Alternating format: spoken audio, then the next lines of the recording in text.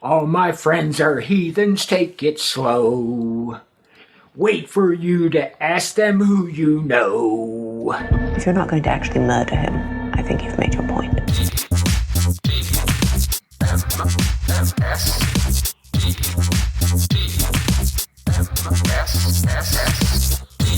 The Morning Stream, the beast with a million eyes. Why, just last week I had my entire car millionized, and it smells great.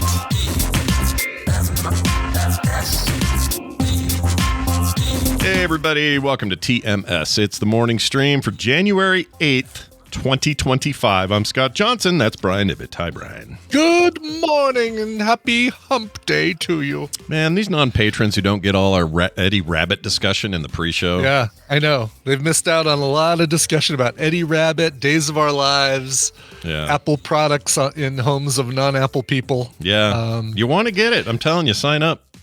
You know, I'll give them a little bit now, though. Like, you know, they just heard that Fletcher clip about millionized. That if you're young, you have no idea what the heck Simonizing is, and this was like a like getting your car detailed, cleaned, getting it Simonized. Yeah. Which I'm guessing somebody named Simon said, I'm gonna make my name into a verb.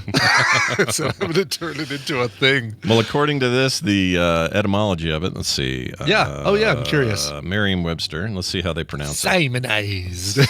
Here we go. Simonize. All right, Simonize. That's what we thought. Yep. By the way, today's word of the day. Gelid. Gelid. We'll get to that in a minute.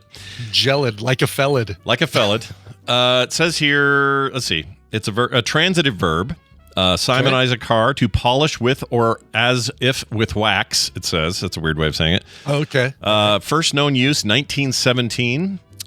Came from a trademarked Simonize name, S-I-M-O-N-I-Z. And you are correct. This was a dude what came up with the thing, and then he trademarked the name. So that's where it came George from. George Simons, yeah. Yeah, there it is. Right now. So if you want to, you can say it now, and it's not really about the dude anymore. But you want to bring it back, Brian? You think it's time for Simonize to come back? I'm gonna go get my car Simonized. Would that now be just the general, like getting your car cleaned and detailed?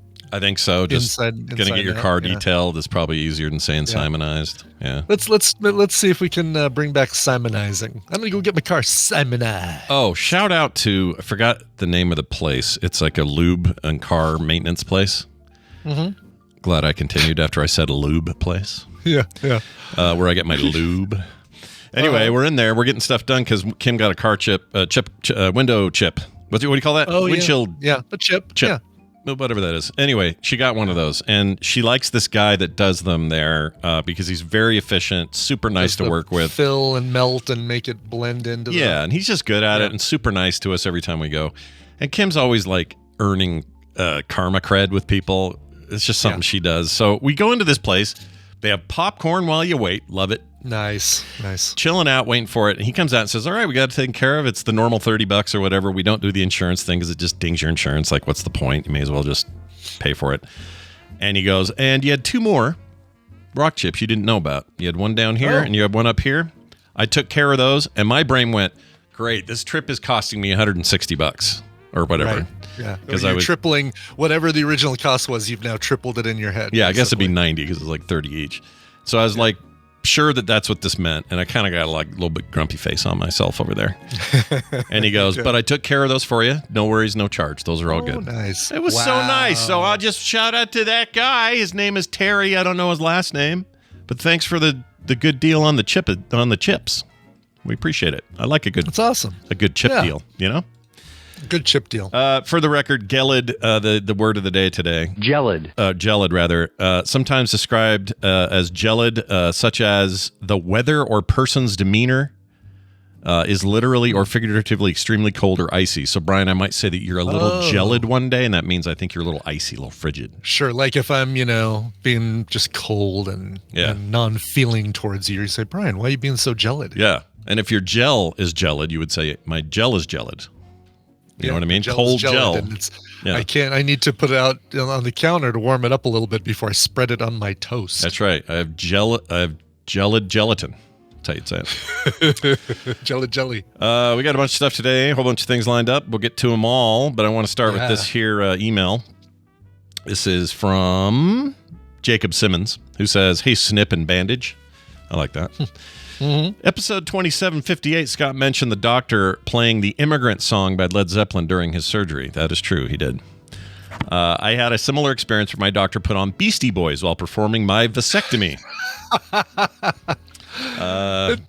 Vasectomy music, Brian. What do you think of that? Here's what's funny about that is that we just watched an episode of St. Dennis Medical. Great recommendal, by the way. I think Randy recommended it. No, or Nicole, I think. It's really good. I love that show. It's very good. That show is great. And in the second or third episode, the real cocky doctor plays Intergalactic before he performs surgery on somebody's leg, and he's sitting there doing the robot while he's wasting all this time, and they're like, we figured it out. We actually figured we could do 3 more surgeries a day if he didn't do whatever this is. Yeah, I'm behind, so I haven't seen this one yet. That sounds great, though. That show is genuinely funny, you guys. You guys should watch it. It's very good. It's so funny. Great cast. Like, perfect cast. I agree. It says, I thought it was a great choice and made an unpleasant experience more enjoyable, says Jacob.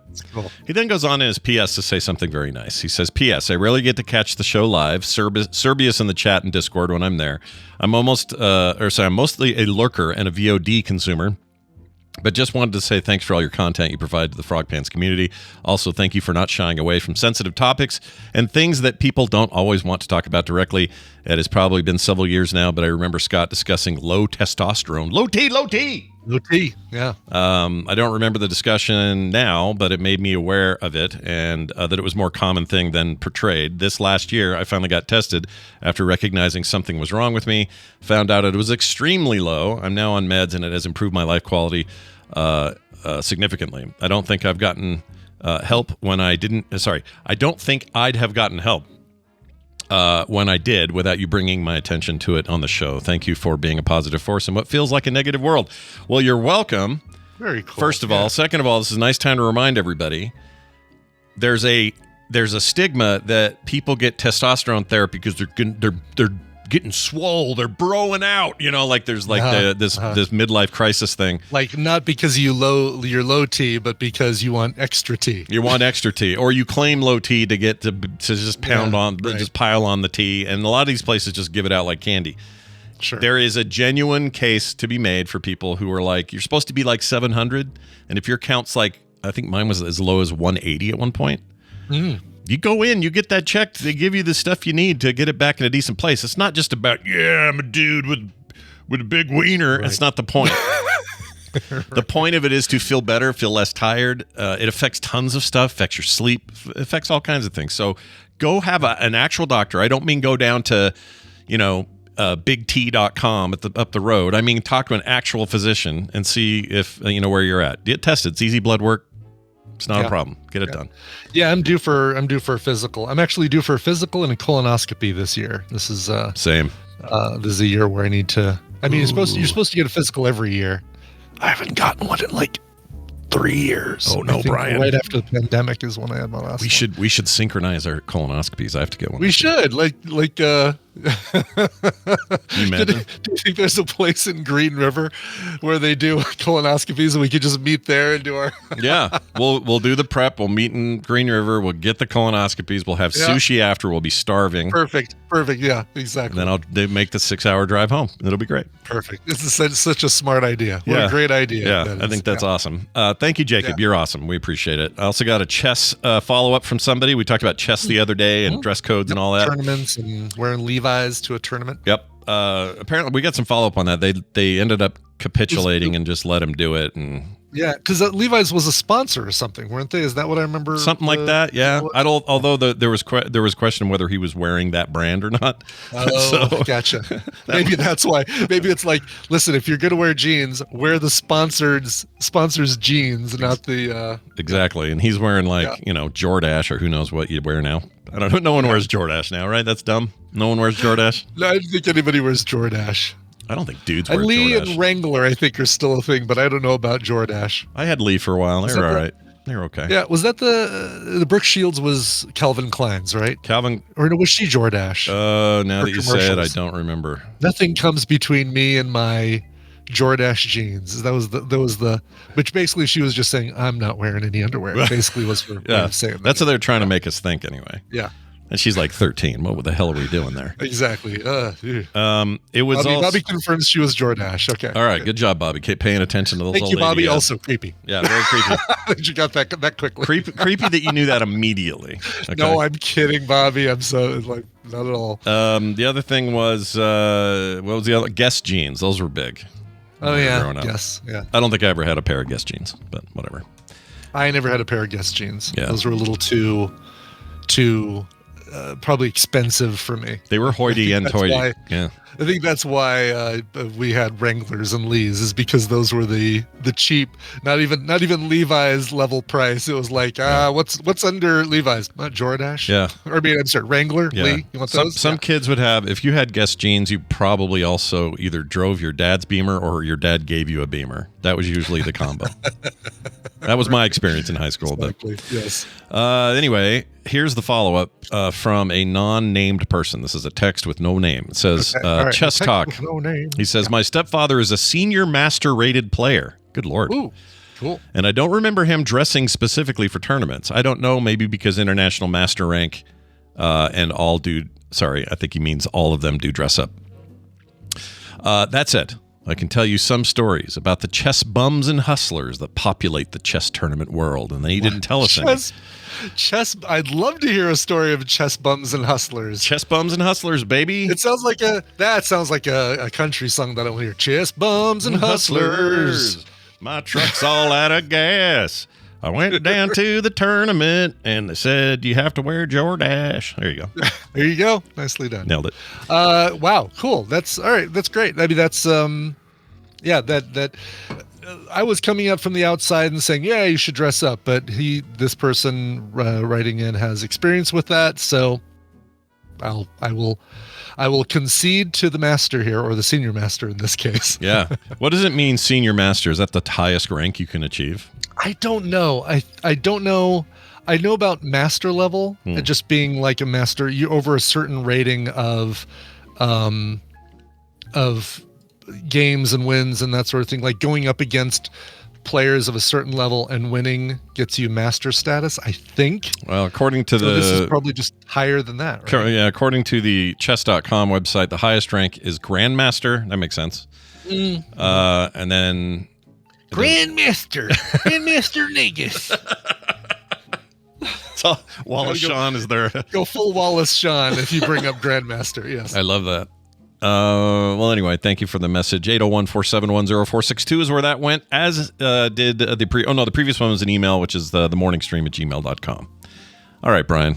Cool. What's going on in the world? Oh, here's another one, an anonymous one. I forgot about this one. Another anonymous. Yeah, this one looked like it was a continuation, but it's a separate anonymous. It's a separate. I didn't give it a headline for some reason. All right. This is from Anonymous. He says, fun small world moment. My company in Colorado had a shipment mix-up where instead of 5 pallets of LED Stringlights, LED. I played bass for LED Stringlights back in the 70s. It's even spelled like LED. I know, yeah. I'm such a dummy. Anyway, LED. If he'd have capitalized, I'd have got this. If it was all caps, it would exactly. Yes. Anyway, it says we received 5 pallets instead of the Thrall Murloc plushies intended for Blizzard. Wow. I was unfortunately unable to find contact info for Blizzard to get it sorted out, or I was fortunately able to. So here's a picture of what he got. I'll put it up here. Oh, okay. You see all these. So everything out you see. It's a Murloc dressed as Thrall, right? Is the thing? It's basically Murloc Thrall with the sword and the axe and the stuff, and then they come in these bags, and it's just you can see the box behind her. It says Thrall Murloc. Just boxes and boxes and boxes of Thrall Murlocs. So those were probably intended not just for Blizzard, but probably for BlizzCon as like a. Well, they didn't do one, so. Probably not. Probably just their store. This was more recent. Yeah, that was just like now, like this week. Oh, okay. All right. Yeah, pretty crazy, right? Wow. Yeah, no kidding. Yeah. So I guess. Oh, it'd be funny. Blizzard store. I want to see if there's like a currently out of stock or something because they're stuck in Colorado. Let's see. Right. Plushies. Here we go. Shop plush. They got a whole plushie section. Where are you there? Where are you?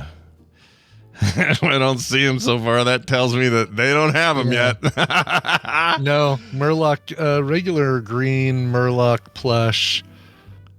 Here it is. World of Warcraft Murloc Thrall 6.5-inch plush, sold out, $35. I think they're in transit. That's where they are. Yeah, they're stuck in Colorado. That's great. Really funny. So this is like, wow, I did not realize this is a brand new thing. Yeah, they're always doing new shit on there. I rarely go one per order. I rarely go to the Blizz merch site, just because I don't know. It's all kind of like one Murloc plushie is kind of the same as the next. What I really should do is sell all these cards. I won't though. You apparently, if you with each one of these Murloc plushes, you get an in-game pet code. So they could have sent. He could have been like, "Oh, here's all the plushes. Keeping all the cards. Hold a box." Yeah, or just keep a box off to the side. They'll never notice.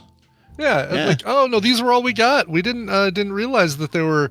You said 12 boxes. Yeah, we only got 11. Only 11. Yeah, something must have fallen off the box or the thing before we got it. 5 pallets. It's a lot more than 11 boxes, but yeah, that's a lot of plushies. So good job, everybody involved. I'm sure it's China's fault. All right, moving on. Right. Guys, it's time for Tadpooly Feud. Do you know how that works? Let me tell you how it works. Well, first of all, Scott logs into the game. That's how it starts. Yes, start with that. And that's then first thing. Then we add Dunaway. It's like take the fourth caller. He's like an ingredient. We're adding him like salt. Here we go. Sprinkle him in generously. And then one of you is going to want to pipe in if you want to play or not via Discord. You got to send me like a private message on Discord. I'll take our fourth caller. And whoops, where did that go? I'm on the wrong tab. Let's fix that. Okay.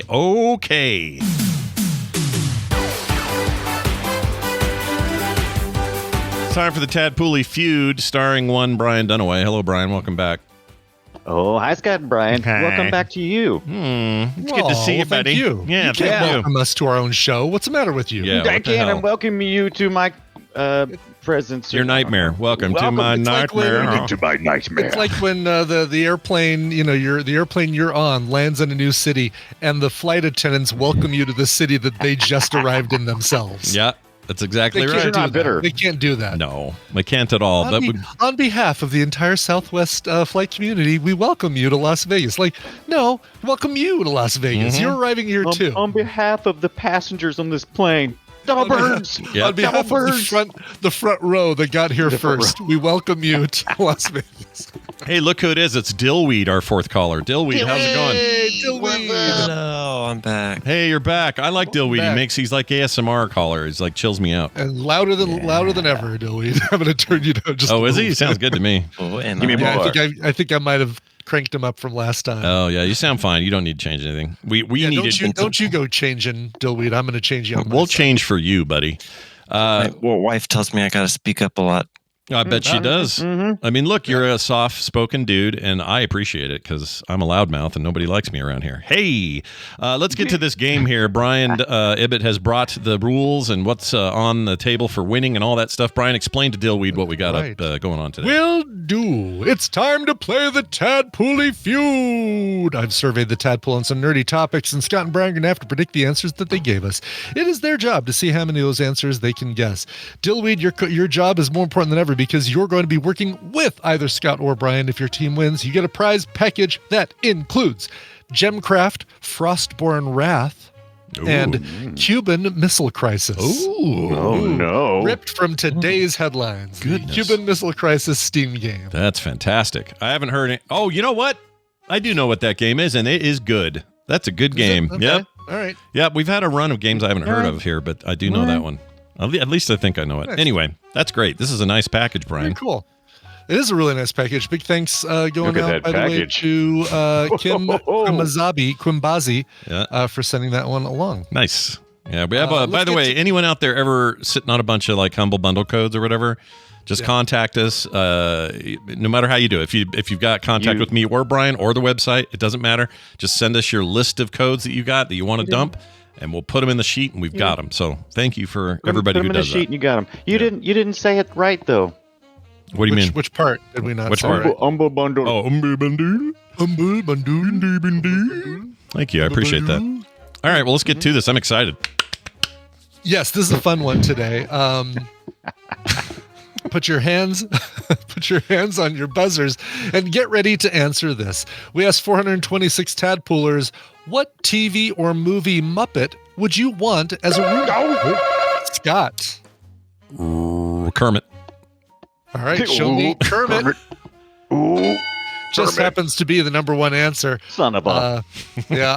So Scott, you automatically get control of the board. The full question is, what TV or movie Muppet would you want as a roommate? Which TV or movie Muppet? Remember sipping his tea, being all judgmental? No thanks. Yeah, we've all seen the sitting on the meme. couch. Oh, more banjo music again, Kermit? Come on, put it away. Why are there so many socks on the floor? I mean, he'd be a pain in Is the ass. Yeah. What? That bacon I smell? I see what you did there. Kermit! Come back in here, Kermit.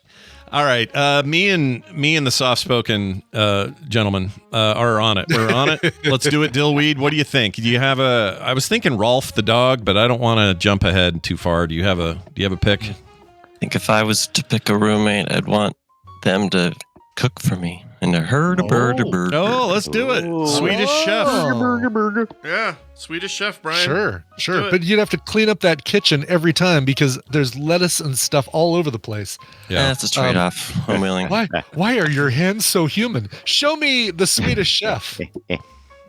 Number 5. You know what's good about those human hands of his? Carter and I were talking about this. He has... So there are a lot of Muppets, Ernie, a lot of different Muppets and puppets that have human hands in gloves. Yes. And that's normal. You don't freak out when you see it. If they're little skinny ones, they have the sticks. But whenever you see Fozzie, it's somebody's hands inside furry gloves. But when the chef comes out and he's got the fuzzy face, not furry. Yeah. But then real human hands, it does set him apart from all other Muppets. And so we spent, I don't know, probably 45 minutes trying to find other Muppets with human hands, and we couldn't do it. We never did. It had hands that weren't inside gloves. Yeah. Yes. It is so weird, right? Because like having the exposed flesh, the exposed skin that doesn't match the drapes aren't matching the carpet there. Swedish chef, pork. Yeah, and it's just we've all come to accept it, but he is literally on his own. Nobody else has the hands, so it's pretty great. Anyway, all right, Dilby, that was a good one. Let's try Rolf the dog. I just think he'd be a friendly, happy guy to have living with you. Absolutely. All right. Rolf the dog. Nice. Number 2. Very good. Good. You'd have to bring his piano, which takes up a lot of space, but you'd have, it might be more pleasant than than Kermit's banjo, for sure. Piggy would be unbearable, so I'm not saying her. Connection. What do you think? Dillweed, got another one?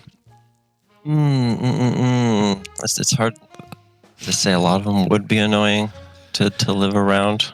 I was thinking animal, but that you would just never go to sleep ever. Yeah, but you know that there's a chance he got meme mentioned here, right? Like Maybe. Yeah. I mean, it is the tadpole after all. That feels it's either him or Beaker. Animal's pretty chill until he's ready to go, right? I feel like set him off. But I feel like Beaker would at least respect your space. He wouldn't bring any weird girls home at midnight. Like he'd be all right, and he could probably get drugs pretty easily. You know what? Let's go. Somebody's in the house. He busts in your bedroom. When all he's really saying is, "Don't worry, it's just me. Don't wake up." But really, he's going. Right. Let's do Beaker and just get it out of the way and see if this hurts or not. Show me bigger. Nice. Number 9. Great points, bring you up to 17 points total. I called him Meeker just about my whole childhood. Because he is meeker. He's meeker than Bunsen Honeydew, for sure. Yeah. Who's the one that worked for Google? Scooter? What do you think of Scooter? Every time I say Dillweed, I feel like I'm calling you a name. I don't know. It just feels funny. Because I grew up, I called everybody. I called all my friends Dills. Dude, you're such a dillweed. Such a dillweed. Yeah. I think that's great that you chose that. But anyway, what do you think of Scooter? Do you like the Scooter? I'm not as familiar with him. I don't remember him that much. He's like the one who's stage managing during the Muppet The old Show. Muppet Show. Oh, He's the And best. he's very level-headed, and when everyone else is freaking out, he's like, "Now calm down, everybody." You know, he's like the one. He's a human. He's the human among a bunch of animal Muppets. Yeah, no, that sounds like a good roommate and get things done. yeah, I agree. Scooter. It's true. Yeah, it would be organized. Yeah. All right. Good. He'd be pulling out his clipboard. It's your turn to do the dishes. Why do I sound like Kermit? I don't know. Brian can't do a Scooter impersonation. Show me Scooter who doesn't sound like Kermit. Nice. Number 4. Yes. Good What did job. Scooter sound like? I thought he had like a. He was more like this. He's like a. Was like he more nasal? Okay. The voice actor for Gonzo. Oh, it wasn't Henson doing Scooter. No, okay, no. that's what I was remembering it as being a Henson voice. He was Gonzo's voice actor, and I never remember his name. That guy, I think. Okay. Same actor I or think same so. voice actor Yeah. as Gonzo. Speaking of Gonzo, I feel like Gonzo's a fun time. Like he's a fun roommate. Like you could have some fun, except he'd bring those chickens around all I the was going time. to say, hey Gonzo, sound like you were killing a chicken in your room last night. Everything okay? Bringing home chicks every night. I don't know. What do you think, Dillweed? I'm not calling you a name. Gonzo's got to be on the list. All right, Gonzo. Let's do All it. right, show me Gonzo. Number 6. That's not a nose. You could always say, "Where's the pizza I left in the fridge?" It's Gonzo. It's true both ways. What exactly are you, Gonzo? Mm-hmm. That's one of my favorite movies of theirs is Muppets in Space, where they get to explore Gonzo's potential possibility. Yeah, I was where going to he's say from. he was an alien, right? Wasn't it determined or no? Well, Was it not? spoiler again. Oh, okay. All right. I don't know if it was I don't know if that got locked in or not. Did it? I don't know. I think they kept it vague still. Because it's Did not. they? Okay. Yeah, it's a All little right. like having Maris, or sorry, having or like Snuffleupagus. it'd be like meeting Maris, or like meeting Snuffleupagus. It's like you need the mystery, you know. Mhm. Yeah. I don't think they made it official, but I think they hinted at it. All right, Fozzie's on the mind, but Fozzie. All right, so he does like stand up at the local club every Thursday night. Comes home. What kind of roommate is that? The Chuckle Hut. I'll be performing at the Chuckle Hut. What was that? I love. I didn't know this was your impression weakness. Yeah, he had like You're so good at all of He them. had a really irritating laugh. Waka waka waka. I think I want to. We're actually going to a comedy club this weekend. We got tickets to something. Oh, nice. Yeah, and I'll tell everybody about it after. I don't know the guy, but our neighbors are like, "You got to go. He's the best." And we're like, "Okay, Oh, cool. let's go." All right, I'm going to go with Dillweed. Unless you have any objections, I just feel like Fozzie probably made the list just because people think of him. So, what do you think? I agree. He's popular. All right, let's do it. You're saying Fozzie? Fozzie Bear. Okay, show me. Just making sure because there were a lot of things thrown out there. Show me Fozzie Bear.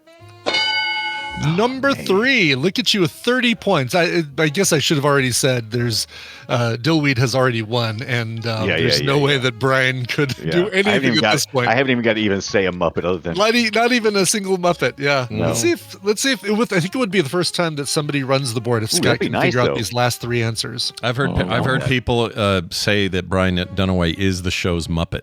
I've actually heard that. the Muppet. It's a very accurate statement. You're kind of a Muppet-like guy, and I don't mean it as it's not derogatory. You have kind of a fun. Well, I Muppety- am just an alien inside a human skin, so I mean, Yeah, well, people It's what put I do. their hand up your butt and make your mouth move, right? yeah, Yeah. it's great. I love Let's see. it. Tubes. Oh my gosh, I'm nervous now because now we're down to the wire. The pressure. Yeah. I got to get them all down. It's yours to lose, Scott. What do you think of Pepe the Shrimp?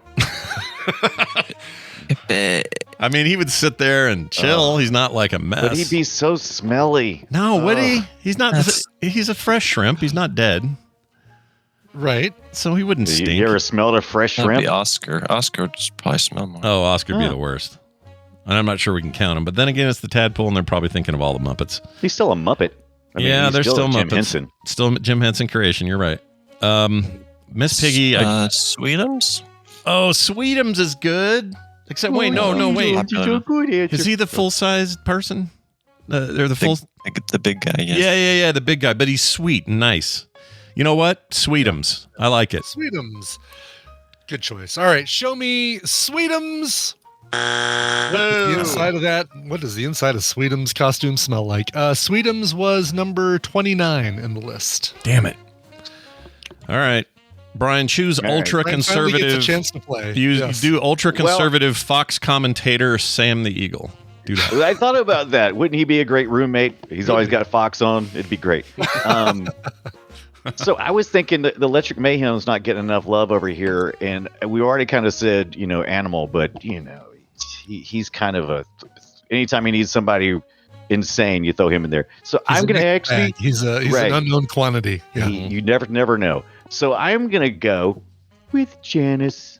Oh, I think Janice would need some love. Hey, Janice. I love her. She's great. She would be a great roommate. Yeah. She'd be so cool and laid back. Yeah.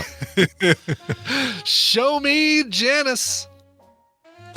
Oh, my Scott does not have a chance to run the board now. Oh my gosh. I'm a little blown away by that. But whatever. Who am I to say? I don't know. We don't know. Right. Wow. We haven't. No one said Miss Piggy, and she's a top tier. But I mean, she would annoy the shit out of you, dude. Bottom tier roommate. Yeah. Bottom tier. But imagine all the perks. Yeah. What perks? What? All the fancy clothes, and she's always got wear things. And what are you gonna wear? Borrow her tiara. Oh my gosh! She thinks she's more important than anybody else. How is that going to play as a roommate? As an even. And she stands up for you, man. If somebody comes in and tries to give you shit, she'd be like, "Back off!" It'd be awesome. I'm going Miss Piggy's. All right, okay. Can't do her. Show us. Can't do her. Show us Miss Piggy. I tried to warn you. Off of that one. Miss Piggy still did make the list. Number 16. 6 people said Miss Piggy. Those 6 people do not know what they're saying. That's crazy. Crazy. I'm telling you, man, it would be safe. I could just relax. It'd be great. She's gonna protect you. Is what you're saying. Yeah. All right. Since we didn't use them before, let's use Pepe because everyone loves Pepe, and I can't run the board anymore, so we may as well try it. See what we got. Absolutely. Pepe King Prawn. Pepe, show us Pepe. Oop. Boo! Yeah, Pepe the King Prawn, number 17 in the list. It's still glad I got some votes. He's great. Yeah, for sure. I like him. All right, Brian, what do you got? All right, so what do you think about this? They always make me laugh. It's the funniest part of the Muppet Show. Yeah. Statler Waldorf. Can I get a combo? Did you say Statlin?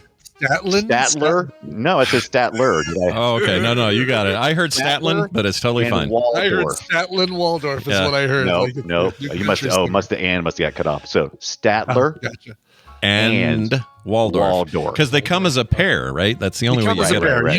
You don't get one as a roommate. They are already roommates, and they're just gonna basically let you into their place. That's right. This is another impression that I'm not exactly sure which one you're doing, but I like it. I think. Come on, that was totally one of them. Sure. It absolutely was one of those guys. Okay. Guys. Placate me. I can't do it either. I can't do it either, so I have no room to talk. We loved it. Actually, that's pretty good. There you go. You got it. That's good. That was actually really good. You nailed it. Yeah. That was good. There was the higher register Statler when he goes up in those registers. Look, I got to show these off for a second. Mike Pacholik. He pays attention, right? Like he knew from years ago that I went to Disneyland and I got myself a Statler enamel pin. What? Nice. And years ago I talked about this on TMS. I think when I went to the expo or something, and I came back and I'm like, yeah, I got a Statler pin, but I never found a Waldorf. He somehow for Christmas found a Waldorf and sent it to me. So I now have the pair that I can. I just gotta put them in the right order. All is right with the universe. Look at that. That's nice. That's Look great. At that. One of them should do. Oh, that's pretty good, Scott. Well, that's all I can do. If you want me to talk as him, I can't do it. Forget it. Oh, that's fine. You have a go-to. So we loved it. All right. Anyway, that's great. And Pacholik once again showing that he is one of the most conscientious listeners we have. He's great. Yeah. Yeah. Yes, for sure. Love him. All right. And you'll see me wearing these at TMS Vegas. I told him, I said, oh my gosh, I'm so going to wear these at TMS Vegas. Nice. Let's get to this answer here. Show me Statler and who is this? Brian, you said this one, right? Yeah. Statler and Waldorf. It'd be a riot. I did keep them together, by the way. Number 18 in the list. Nice. Did you leave a condom on the floor? I mean, it would be terrible. You don't want those two there. Forget it. Awful idea. Oh gosh. Yeah. All right. You think Statler practices safe sex with Waldorf more than Statler. Yeah. I think it'd be like they'd review the experience afterwards. Yeah. Oh, that's a good point. That was the worst. That was the worst sex I've ever had. That's the worst sex I never had. All right. Let's do. Oh man, Dillweed. I don't know where we're at with 7 and 8. Answers left on the board. Number The 7, popular and one. number 8. What do you got? We're going to go with people that maybe don't know every single Muppet. They would just think Elmo. Let's do That would Elmo. be Okay. The nicest roommate in the world. Oh, Elmo God, made mess in terrible. bathroom last night. Elmo threw up all over bed. Elmo wants to sleep with you, please. Could you give Elmo another tickle? Elmo needs more tickle. All right, show me Elmo. No, Elmo was number 22. He made the list, did he? All right. Made the list. All right. 3 people said Elmo. Last chance, Brian, to put some more points on the board. 2 answers left. Number 7, number 8. Okay. What about the entire cast of the Fraggles? No, that's too much. Yeah. Ernie. But who I do love doesn't get nearly enough love. He shows up. He blows up. His name is Crazy Harry. Oh. Yeah. Is he the one that throws the fish or just blows stuff up? Yeah, he's nope, No, he doesn't throw the different fish. guy. Yeah. The guy throws the fish is Lou. There you go. Lou Fishman. Lou, no, he does have Lou something. It looks like Ernie with glasses and a mustache. Zealand. That's it. New Zealand. That's right. He's always hucking fish. He's kind of he's fun. It's Ernie with a disguise, basically. Yeah, is what pretty it is. much. Yeah. And a felony charge or two for doing the But bullshit he yeah, does. the Mad Bomber. Yes. All right, show me the Mad Bomber. Come on. No, didn't even make the list, unfortunately. Well, there we go. That ends the round, and congratulations to Scott and Dillweed. 30 points for the two of you. Brian, you got some points on the board. Janice was a good pick for you with 10. Nice. Let's talk about the other answers on the list here. These first two right here. Let's take care of these. You guys talked about him. The tadpole said him, but you didn't want to commit. Number 7 is Animal. Oh, I shit. thought you said animal. Okay. Oh, No, okay. we both argued about That it. have been said. Yeah, no one wants Animal as a roommate. Yeah. Number 8. Can't remember if you guys did you talk about Rizzo the Rat? No, we talked about. Oh, he's great. Yeah, Rizzo's for a rat. He's all right. It's pretty good. Man, his narration Uninvited roommate. his narration is amazing in the Scrooge. Why am I The Christmas Carol. Yeah, Muppets Christmas Carol. Yeah. Well, he's with Gonzo the whole time, but yeah. Gonzo. Yeah. They're pretty He's great. so much fun. You kind of He's have fun you as need a them both. side You need a character. 3-bedroom apartment, and those two are also with you. Yeah. I'm with you. Let's talk about some of the other answers. Your number 11 was Bert. If you would have said Bert, you would have gotten an extra guess. Counting down from there, we've got Dr. Teeth, Oscar the Grouch, Ernie, Sam the Eagle, Grover. Nobody mentioned Grover. Dr. Bunsen Honeydew, Cookie Monster. Grover's the Count. nearing and farring it all in the room constantly. Right. Running back and forth. The Count, Big Bird, Floyd Pepper, some more love for Electric Mayhem. Grogu. Let's start thinking outside the Muppet Oh, box. yeah, Or yeah. The Muppet Show and Sesame Street box. I did think about that. I was thinking some Labyrinth characters. I would have loved to have seen that. Mhm. Yeah. You'll see some more of those. Grogu, Robin the Frog, Kermit's son, Snuffleupagus. Man, talk about a lot of Yoda. Sadly, very low in the list. Number 30. Yoda really should have been higher. You want Yoda as a roommate. Talk about getting things done. 100% a Muppet too. Which Yoda? Like Force Ghost Yoda or laying in his bed getting sick Yoda? Laying in his Right bed in the getting back sick Yoda. The one that's Yoda pissed. that can afford to pay the rent, Yoda. Yeah. That's The one that says stinkhole, whatever my home this is. Month it will. Yeah, that guy. Whoops, thanks, nephew. Let me correct that really quick. Robin the Frog is Kermit's nephew. Yeah, we don't want to besmirch by, the good name of Kermit and his right. Wasn't that Brian Don't Henson even that don't did even voice try to for him? imagine half pig, half frog. Don't even think about it in your head. It's so gross. Let's see. By the way, somebody's asking me why. Monica's asking why separate Bert and Ernie, because Bert had 10 people. Like, if you have Bert as a roommate, it's a very different experience than having Ernie as a roommate, right? Sure, Bert had right, 10 right, people. right. Ernie had 7. Statler or Waldorf, whichever one you choose, you're getting the same experience. So we lump those together. Plus, the two of them together, nobody said Statler individually or Waldorf, or maybe one person did. Yeah. But the two of them together got fewer votes than even Ernie. So that's why I kept those two together and separated. Plus, out. Ernie and Bert do stuff separately. They don't. It's They not do. always just them two. So Exactly. And it's like I said, totally different experience if you get Ernie as a roommate versus getting Bert as a roommate. Yeah. Left off with, let's see, Yoda. Oh, Alf. Somebody a little confused there. Somebody else said, any Muppet Baby. F you guys. I loved that show when I was little. Muppet Babies suck. They suck. Yeah, really sucked. Yeah. Chewbacca. Crazy Harry. There you go. Crazy Harry getting mentioned there. Drillhead. Somebody getting their Puppet Master confused with their I love that. That's great. Puppet Thank you for Master, that. Muppet Pastor. Look at that. There's like a, Pastor. it seems like a comic ready to be drawn right there. I like it. Guy Smiley, Ludo. There's some labyrinth for you. Yeah, Ludo's great. Moki Fraggle. I don't know Oh, yeah. Fraggles enough to know who Moki Aw. is. Would Moki be a good roommate? No idea. I think what? Yeah. I think all the Kind of. Fraggles are pretty great, but Yeah, they're pretty laid back. Oh, BioCow's got a good question. Any dark crystals in there? Any Oh, yeah. I don't Skeksis? see any. Yeah, one of the Martians. So the yip. Definitely not Sweet. Agra. Agra would be horrible. Bing, when every time the phone rings. Exactly. But can somebody? I'm sure somebody has that as an audio file. You could replace your iPhone's ring with the. Yeah, they probably pretty easy to do. Sure. Slimy the Worm, Oscar's He's pet. great. Mhm. Yeah. Stitch. Nope. Somebody just wrote. Nope. Somebody just wrote. The Muppets are the worst. Like, shame Did on they you. put a name? There's no name to that, is there? No name to that. Okay, because I would unfortunately. shame there for weeks. I would shame them here on the show. For weeks. That's horrible to say. I wonder if I could trace it from other answers that they gave. Maybe he meant Muppet Babies. Maybe we're all on the No, same. I don't think so. I think right. they said that they meant Muppet. Another person said, they all scare the heck out of me, but I'll go with Summer from Muppet Babies. Summer. And finally, Yeah. a really good choice, Uncle Deadly. That's a great Oh. great one to go out on. Uncle Deadly, the one with the really flowy whisker tendrils things from his face. It's like a vampire right. mixed with like a Something sea like creature or something. yeah. What his deal is.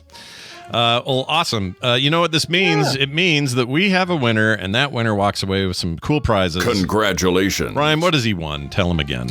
Yeah, one more time. You won a copy of Gemcraft, Frostborn Wrath, and Cuban Missile Crisis, courtesy of Kim Quimbazi. Sounds like you're a president inheriting a bunch of war problems. Is what it sounds like. Exactly. Congratulations, you now have the Cuban Missile Crisis Yeah. to deal with. Good luck on that. We only have one time where it happened before. You want to make sure it doesn't happen again. Have a fantastic next time till we see you. All right. Hey, Dunaway. This week, you and I sitting down doing Afterburner. Ooh, Afterburner. Ooh, yeah. Ooh, get your Sega on, fly a jet, get inside of a little capsule-like arcade machine and fly away and shoot shit. It's great. So tune in for that on Play Retro coming up this Friday. Although I got to talk to you about a possible time shift. Okay, we'll see what we can do. I'm going to a comedy club. We can't do the Play Retro. My Friday is increasingly jacked, but we'll talk about it. Anyway, Dunaway, other than that, I would like you to kiss our butts. Got him. Good job. That was fast. That was Got so him. fast. All right. We're going to take a break. When we come back, we will hopefully hear from Tom Merritt. He's on the floor at CES. Not the floor. You know what I mean? The Consumer Electronics Show in Las Vegas, Nevada. I hope we are able to talk to him. If we can't, we'll start recommendals early. Either way, we're making the attempt, but we can't do it until we play a song. Brian, what is that song? Yes, we're going to talk about Jesse James now. Now, this isn't the Jesse James that, robbed stagecoaches and terrorized the Old West. No, this is a Montreal folk punk artist named Jesse James. She's got a brand new single called Rise and Shine. We're going to hear it right now. Here is Jesse James. Yamashita? Huh? What have you done, Yamashita? What? Go for it. That didn't have sound to it. Hold on. Let's do that again. There we go.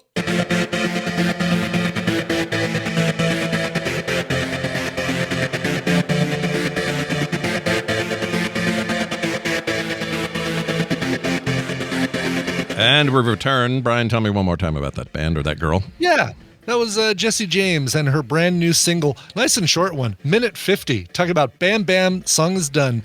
Brand new single, Rise and Shine. Check her out in Montreal. Nice. All right, we're going to give Tom Merritt a ring, hoping this works. I think it will, because I spent some time in Las Vegas without us. Yeah. Isn't technology wonderful? It sure is, and it's wonderful more so when Tom Merritt comes here and talks about it. He is on the floor at CES. Not really, he's in his hotel room, but he could be there anytime. He could just walk out of there and be there. Tom Merritt, welcome to the show. How are you?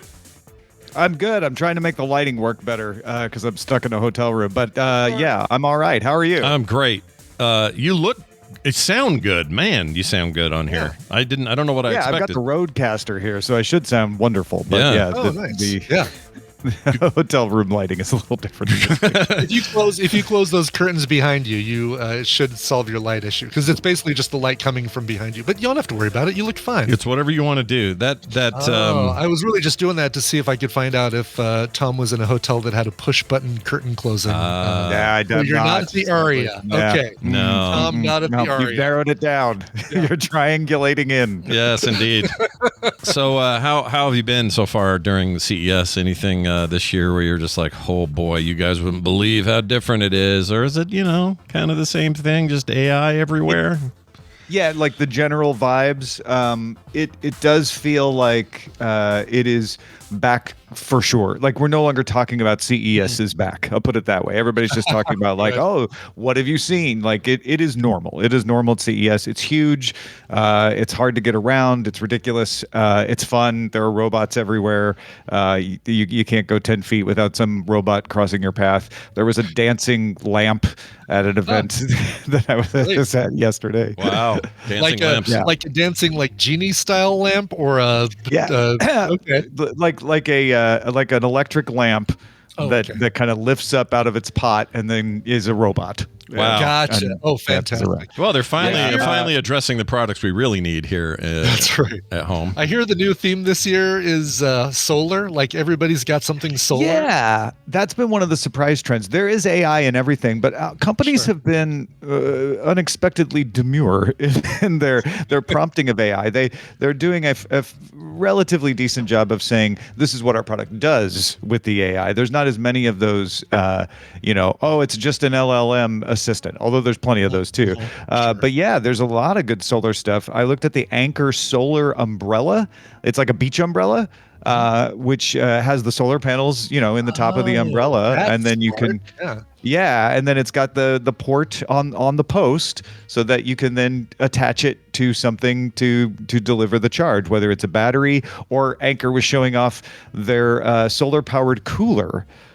Which you could plug into the solar-powered umbrella and then have the whole beach set up. And the cooler has a freezer in it, solar-powered freezer as well. Oh my gosh, that's cool. That's really cool, actually. I have one of those. I have a little Anchor thing. It's from Anchor also. It's about this big. It's not very well. You can't see my hands, Tom, but it's about the size of a little portfolio or whatever. And you prop it up at the beach, and it does this idea. It absorbs, light, converts it to energy, charge your phone, do whatever, but using the very thing you're getting shade with is a great idea.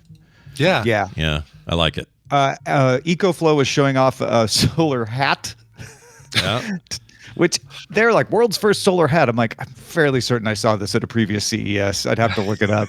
But it is certainly not the first wearable to charge your phone. The idea is you wear the hat. It's got the solar panels on top. and then you plug it into your phone, and it can charge it. Is it inconspicuous, or do you look ridiculous? Do you look like you have panels on your head? You look ridiculous. Okay. Yeah. You will have to not care about looking a little ridiculous. It's a conversation piece. Right? Ah, yes. A lot of these never even make it. Looks like the urban sombrero. Yeah. I saw the photo I saw. Yes, that's a very, very apt description of it. Yeah.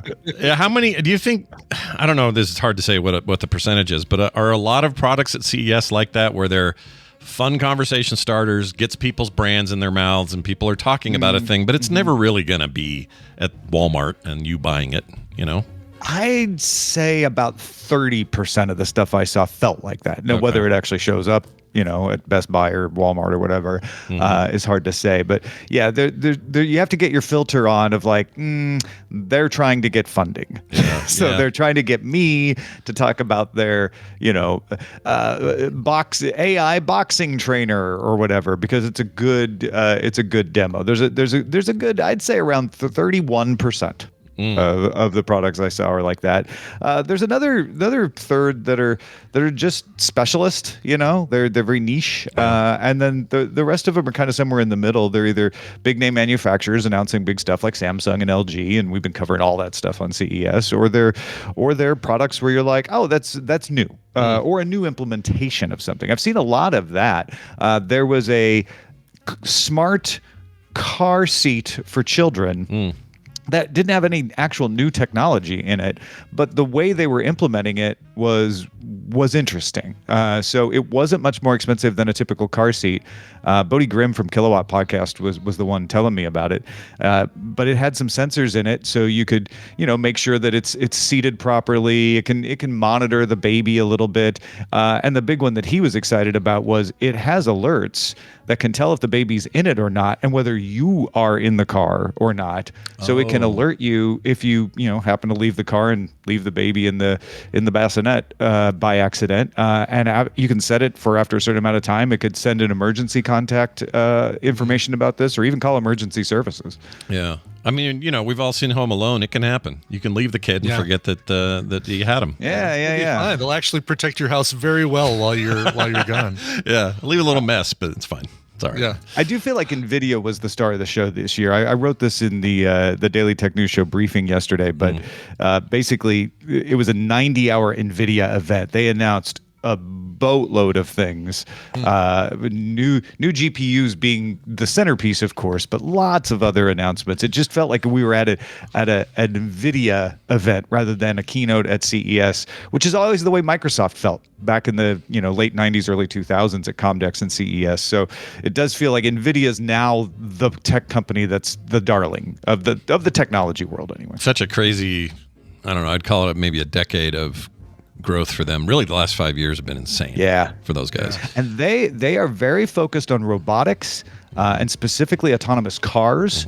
So they had a lot of stuff in their announcement about working with Toyota, working with other partners, making chips for cars, helping to bring fully autonomous cars into being. So that seems to be kind of the next thing they want to do as they continue to try to grow and dominate. The other thing is they have a CPU that they made with MediaTek. Now it's MediaTek's CPU, and technically MediaTek could just go sell it if they want. But it's the first time NVIDIA has really partnered on a CPU in a device. It's a $3,000 developer device meant to be able to work with AI on your own device without having to use the cloud. But that is interesting too, to see NVIDIA making eyes towards I don't know, maybe we'll make a CPU as well. I'm going to have it in my newsletter in a few minutes, but I said in a few years, there might be a dozen different CPU makers and none of them are Intel. Yeah, I feel like that's coming. I really do feel that way. And also, didn't they? I mean, NVIDIA tried to buy ARM at one point, right? Wasn't that a famously failed that acquisition? fell through. So now they can just use ARM and create their own. Wild. I've been digging in deep in all the GPU stuff for obvious reasons for shows and stuff. But the one thing I didn't get into was this thing they call a personal supercomputer. I think that's what you just described. That's what they're talking about? Yeah, that's the one. Okay. Right. So it's a little confusing. A lot of Project Digits. Yeah, Digits. That's it. And a lot of the outlets are not very clear about this. We're not talking about a thing I can go to their website and buy next month and bring home into the house for $300. They're talking about this more developer based, early. You have to go to their site and tell them you would like to spend $3,000, please. Yeah, exactly. So it's not quite what I think some of this stuff has been portrayed as. But the GPUs are interesting because the entry level is really quite affordable and a big jump from the current gen 4080, 4090 series. I think that's significant. Like, as much as I expected the 5090 to be $2,000, and it is, of course, and that's going to make all the headlines, and you're going to think they're really expensive. But but that 5070 is really. I mean, a lot of my friends are looking at that, going, "Oh, really? I mean, okay, let's do it." And hopefully, potentially pending tariffs and other things won't affect that. But that's an amazing entry level price for next gen GPU. So anyway, that stuff looks pretty crazy. More on that on. DTS bunch of handhelds too here. Oh yeah, did Lenovo show off their new? Lenovo showed off their Go. That's coming in May, so it'll be the first Steam Deck that's not made by Valve. So it's not a Steam Deck; it's Steam OS. Valve announced that Steam OS is coming into beta for installation on other devices, probably as early as March. So that's going to make it easier for people to not have to use workarounds and forks and things like that. But it's also going to mean more manufacturers can make Steam OS based handhelds. And then there's just a lot of these, even Windows based ones, like the Acer Nitro Blaze has an 11-inch screen. I didn't get a chance to try it yet, but they say it's like holding a steering wheel in your hand. 11 inches. That's big. Holy crap. All right. I mean, I have to admit it's kind of tempting. Big screens are great. Yep. When you talk Starts about at $1,100. Well, did they say anything, or have they said anything that you're aware of? And I haven't dug very deep, but have they said anything about SteamOS on desktop? Which was like kind of their original plan forever ago, and you can sort of do it now. They clarify. A few people, when they first started to say like, "Oh, SteamOS for beta," like, "Hey, you can put it on a desktop." Valve was very quick to say, "No, this is for handheld." So yeah, again, you could probably find a workaround for it, but that's not the big Some people are doing that. I just really wish it was more like, all right, now our desktop fork is here. Let's go. Because I think I'm going to do that. I think I'm dumping Windows 11. I think I'm going to do it. But I want them to be the ones. I don't want to go some distro I don't know or relearn a bunch of stuff or find out that one day Ubuntu's still the popular pick, but 2 weeks later there's some awesome gaming layer and some other distro, and I'm like, gosh dang it. So my entry into the Linux world will depend quite a bit on what Valve does with that thing. So. You're my metric for whether Linux has truly arrived on the desktop when Scott Johnson adopts. That's right. I mean, it's arrived so well and so awesomely on this handheld, on the Steam Deck and others that are running it, that it's almost like they had to go around this. They had this idea originally, Steam boxes. Right? Remember that? It just kind of failed. Yeah. Nobody did them. You can still buy them. Some places still sell them, but these dedicated machines. Well, basically, I think that because that didn't grab the way they thought, now they've got this roundabout way of grabbing attention with their handheld device and having people go, oh, well, this is kind of great. Do I need Windows? And you start questioning it. And then before you know it, there's a version of this thing for desktop and we're all off to the races. I do it in a heartbeat. Like I'm always on that desktop mode on that device doing weird stuff. It's fun. It's great. It's a very cool little operating system. Would I like to have that on a desktop? Absolutely, I freaking would. So, yeah, no, it's a really good. It's a really good thought I hadn't put together. Is that you've got a wider market for the handheld because it doesn't replace anything. Even if you've got a Switch, you're like, well, I could also have a Steam OS handheld because it's different. It's the way you have an Xbox and a Switch, right? Yeah. And so that could lead people who wouldn't have gone straight to a Steam box because they're like, but I have a Windows machine and I don't know if I want to have two machines or Switch, to be like, oh, maybe you like yourself, like, yeah, fine. I love this enough. I'm familiar with it. It's not new and scary anymore. Yeah. I'll put it on my desktop. Exactly. And in these high-powered handhelds, they've proven out something that they can be a compatibility layer for Windows and do it seamlessly without any real loss of things. In most cases, there's always some dangly things. But when you say, well, you want to get the Lenovo or you want to get the ROG Ally or do you want to get the Steam Deck, people lean Steam Deck because these others sound kludgy. It's like, well, we've crammed Windows on here to do all this. Yeah. Well, I'd rather them have, even if it was Microsoft, like a specialized OS to take advantage of what you're doing. And it seems like Steam's got some momentum in that way, and I think Valve's really smart the way they're doing it. So anyway, it'll be interesting. And honestly, making the Steam OS available in beta for installation on other platforms probably means by the end of this year, ROG Ally with SteamOS. Yeah. This new Acer Nitro with SteamOS. It makes that possible, and I don't see why companies wouldn't offer that. Lenovo's doing both. Why wouldn't everybody else? Yeah, it's kind of, there's some poetry here too, because Valve famously, Gabe Newell famously hating his ex-employer, that being Microsoft. They hate Windows. They fought for all these years to try to get people on Linux. They think it's the future, blah, blah, blah. And in a way, they're reverse engineering the same pattern of, we're going to be the OS on all these upcoming devices, like Windows is the OEM for all these other devices. And I don't know. It's just fun to watch this whole bit. Anyway, it's a ballet, poetry in motion. Anything else going on there or happening before the end of the week that yes, there is a meetup tonight. So if you are listening to this before Wednesday night and you are in Las Vegas and you are free at 6 p.m., come on out to Resorts World. Scott Johnson was the first person I ever went to Resorts World with, and we're going to that famous food court where you can just hang out and order whatever kind of food you want. I'll grab a big table and hang out and chat. Order whatever kind of food you want, as long as it's something Asian. Yeah, yeah, good point. Why would you want anything else in it? I'm just saying, their ramen is the bomb. The rice bowls are incredible. Good sushi. Everything I had there was amazing. And that was the first time I'd been to Resorts World was with Brian. Met him there right before, I think, 2022's thing, right? I think met so. there. TMS Vegas, we went and just took that place over. That place is awesome. That whole place, whole hotel is awesome. And what's great about it is actually not good for them. And that is that it's not incredibly popular yet. So it's always feels a little empty, but it feels like you got free reign of the place. I don't know if you'll feel that way this year because CES is. Yeah, I'd be curious if CES overwhelms it or if it still feels like a little bit of a haven. But big thanks to KT Data for helping brainstorm locations on this and putting it together. So he'll be there. I'll be there. Rob Dunwood will be there. Amos will be there. So you should be there too if you can. Again, it's 6 p.m. tonight at Resort. Will Amos's beard be with him? Will he take that along? He will, but he's trimmed it down. It looks good. It's not as everybody mentions like, I should look for the big old beard. I'm like, oh no, he's tamed it for CES. Yeah, he had quite the beast going there. I was curious about that. Wow. Well, Tom, I'm glad you're having a good week. Can't wait to hear all the results of how it went. I'm sure we'll have a couple of great weeks of DTNS disseminating all this stuff. And in the meantime, you guys make sure you're checking out their live streams, check out the podcast, check out their Patreon, all that fun stuff. Tom Merritt, stay out of trouble while you're in Vegas, and we'll see you next time. Thanks, y'all. See you. Yeah, Tom's the person you don't have to worry about staying out of trouble in Vegas. I feel like he's going to keep it on the straight and narrow. Yeah, yeah. He's the one guy. Look, when I took that wacky gummy that made me feel like I was going to lose my mind, Tom was the tree trunk I grasped onto. The rock. Yeah. Him and Claire, funny enough. Claire was how do I put this?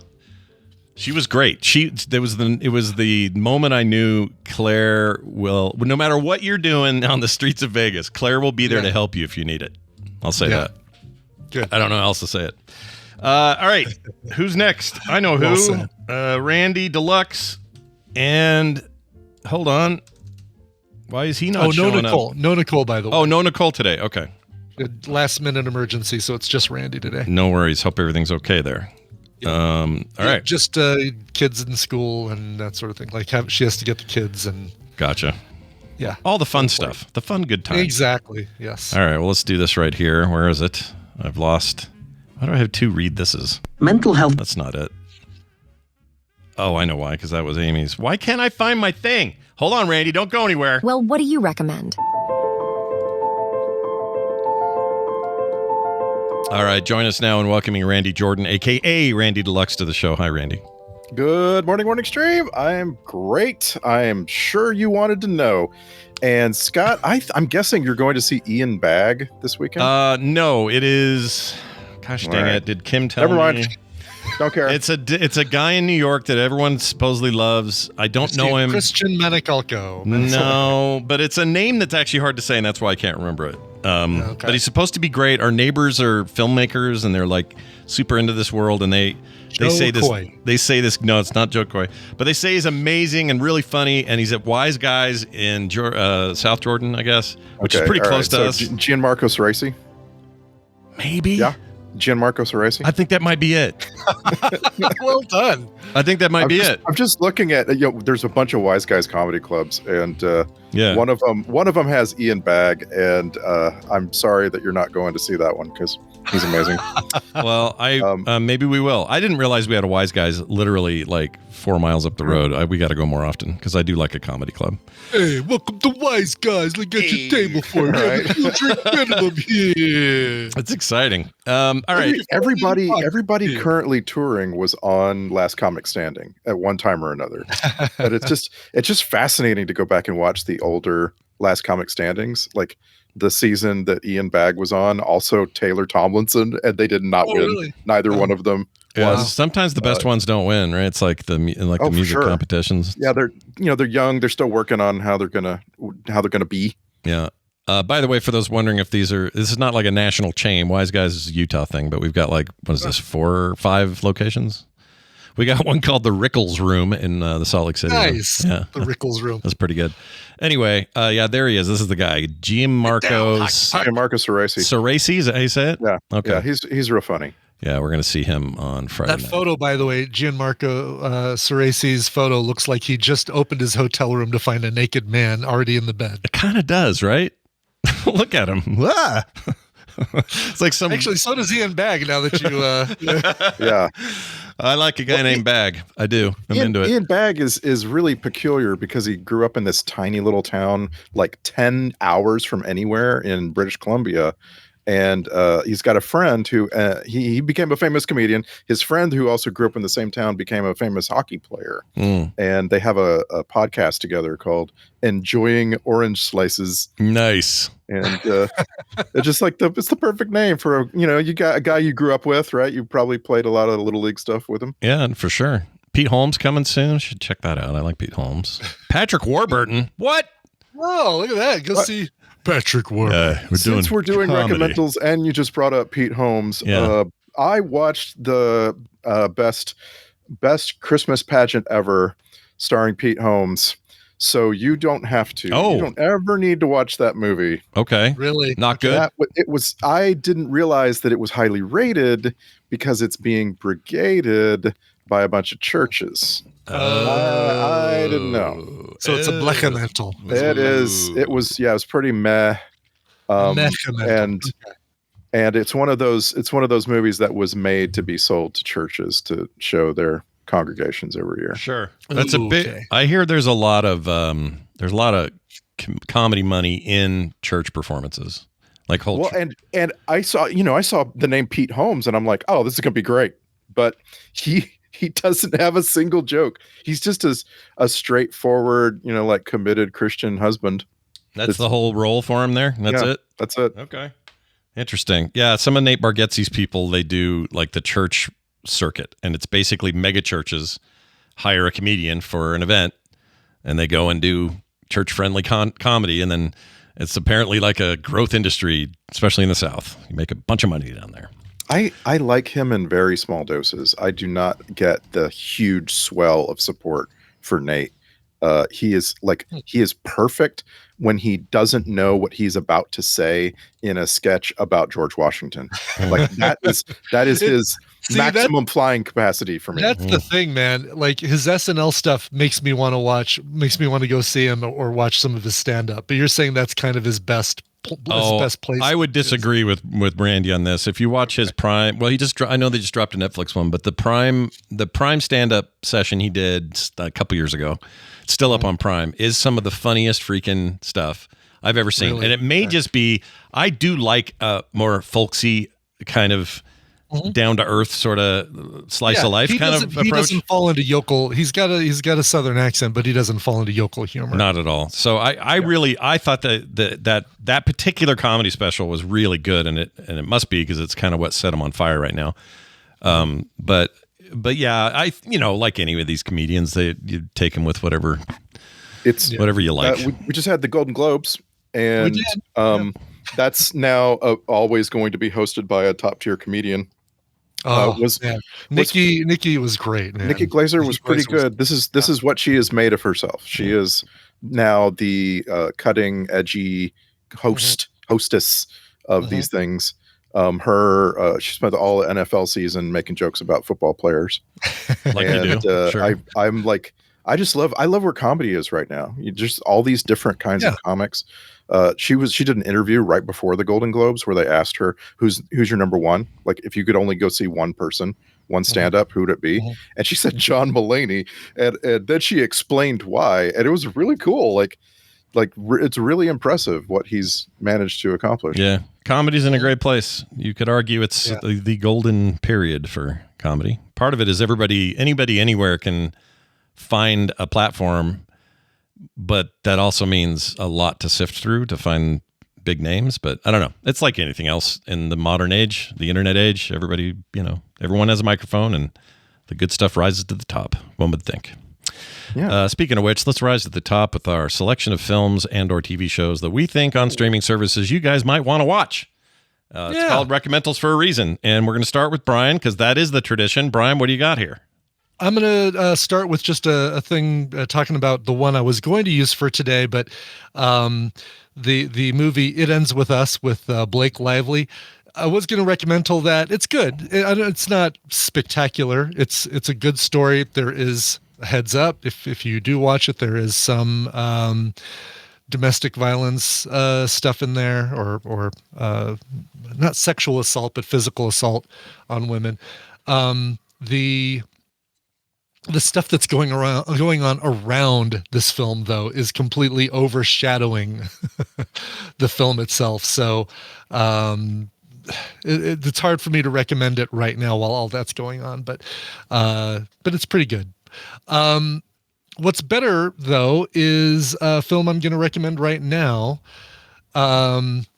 which is, I guess that's true. I forgot about that, Claire. I think I blacked that part out. You're right. There is sexual assault. Jeez.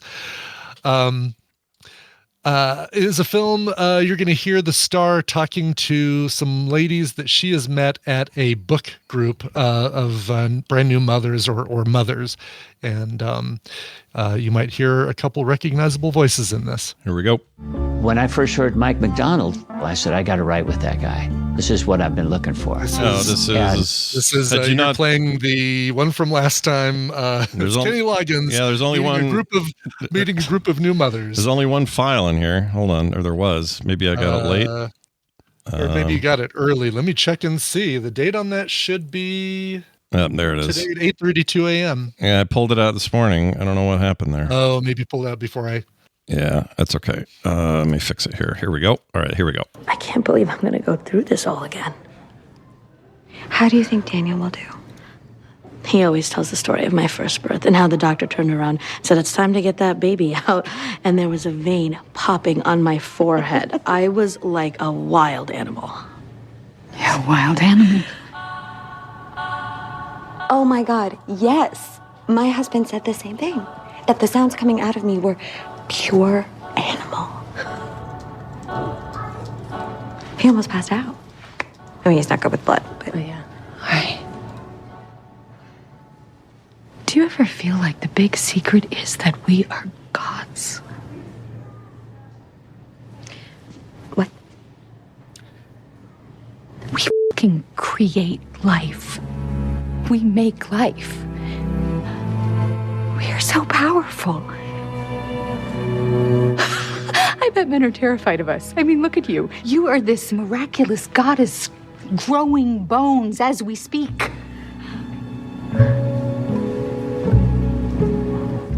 I am pretty powerful. Tell me more about this. This is Night Bitch. You heard Amy Adams there, as well as Zoe Chow and Mary Holland. This is it's funny, it's getting classified as a black comedy horror film. I can't figure out horror elements in this thing.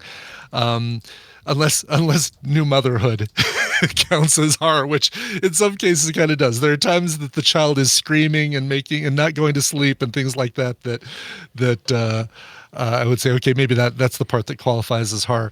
This basically, Amy Adams is a brand new mom.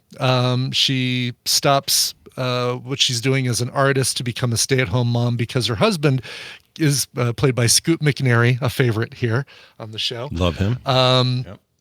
he is off going on work trips and isn't able to stick around and help. So she finds herself alone a lot of the time with the baby, or the toddler in this case. And whether it's real or hallucinations, she starts to feel like she's turning into a dog or into a wolf. Some sort of canine. I think a dog. some sort of canine. Some sort of canine. The Amy Adams canine. Sure. I think it's a dog, but with some wolf-like qualities to her. The movie is very good about not fully cementing one way or the other her transformation, but she definitely sees herself as protector, nurturer, but also kind of this wild animal, as you kind of hear her talking about in the clip there. She starts, growing extra nipples, a little tail. I won't go into any further, like sharp teeth, etc. But you never are really sure. It's kind of like with the stuff that Lanthrimos does. You're like, okay, they're going to pick their animal. They're going to turn into that animal. Or Defoe is going to constantly belch up big bubbles for no reason. Oh, I love that. This one is kind of like vague, like you're not 100% sure, which works so well in the favor of this thing. I love the fact that it doesn't tell you one way or the other. There's like I said, some great acting from Amy Adams, who also was a producer on this thing. It's based on a book of the same name, Night Bitch, and Scoot McNairy is great.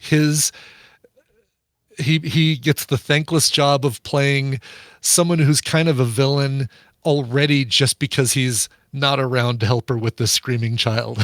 So it's kind of like a character that you're not going to be able to win, but he further takes it into not win territory. It's great. It is currently streaming on Hulu, and it's a lot of fun. This is one that you can watch with the family. I don't think you see anything or any violence or anything that is going to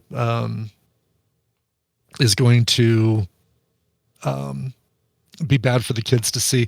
Even though she's growing extra nipples, you don't see Amy Adams' real nipples, so you don't have to worry about nudity in that respect. Sure. Oh, maybe you do see a naked butt. I'd take that back. Maybe there might be a naked butt in there. All right. Anyway, Night Bitch sounds like the name of a comic from Image Comics, doesn't it? It does, right? Like Night Bitch. Yeah.